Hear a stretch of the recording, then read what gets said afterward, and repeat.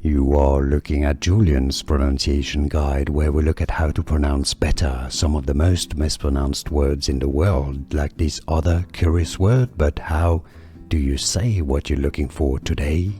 Let's learn how to pronounce this word once and for all correctly. I know many people get confused by it. If you want to learn more food names, by the way, that are confusing, stay tuned. I've got many more videos for you that you need to learn from.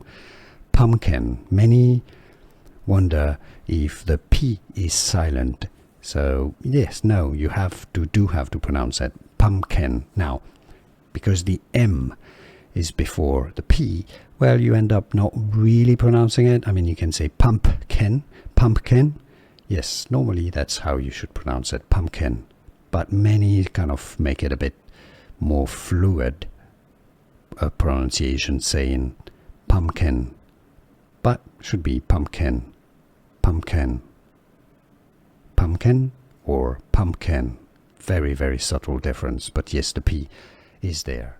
Here are more videos on how to pronounce more confusing words and names too many mispronounced. Like this video if you found it useful. I appreciate your support. I'll see you soon and thanks for watching.